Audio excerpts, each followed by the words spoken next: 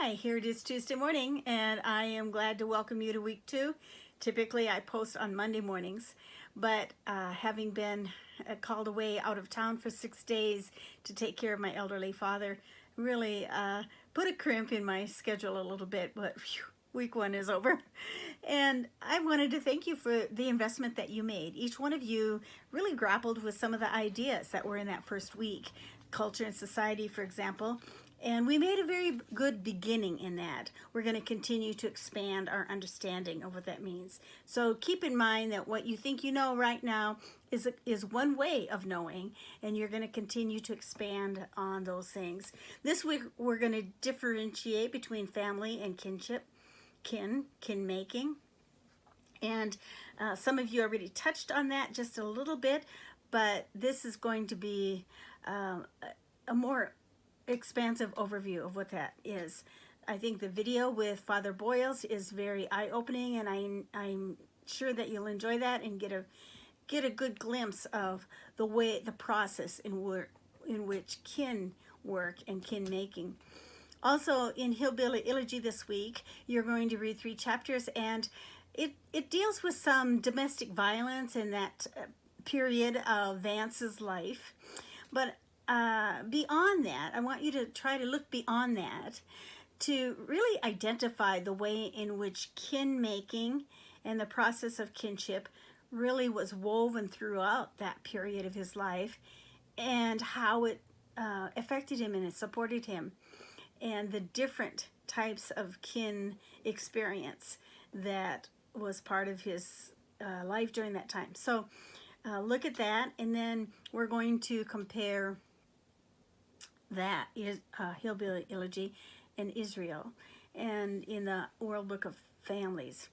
And I know these things seem very distinct and disparate, but that's the work of anthropology. We compare and we begin to learn patterns and see those by comparing one culture to another. So these two very different cultures actually do have quite a bit of knowledge to give to us understanding about kinship.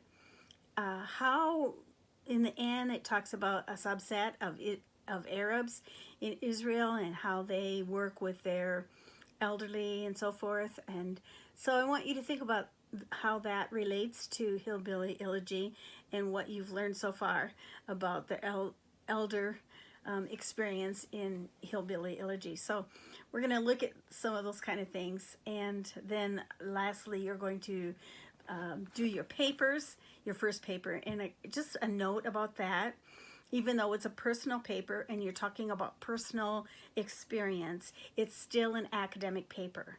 And as such, I expect college level writing. I expect you to proofread. It's just really a waste of time to have to grade things like grammar and so forth when you have programs, Grammarly, that you can run your paper through yourself.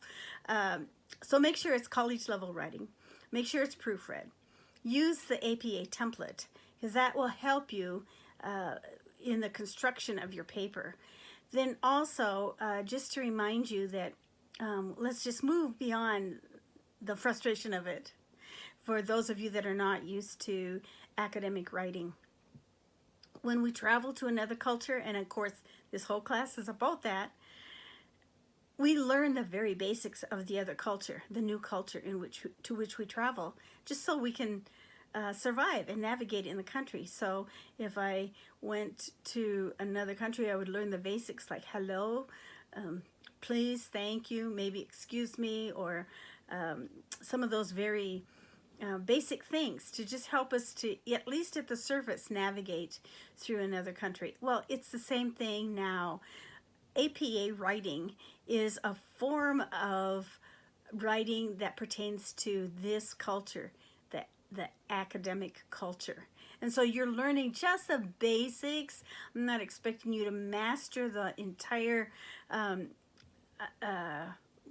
APA format, but you're going to learn at least the basics to navigate through the academic waters and to be able to speak our language, to speak the academic language. So that's a little bit about what we do in this. And if you get stuck or need any help, please give me a call or a text. I'm happy to save you an hour's worth of sweat over your paper if a 2-minute dialogue can make a difference. So welcome to week 2. I'm really looking forward to seeing where you go with the information this week. Have a good one.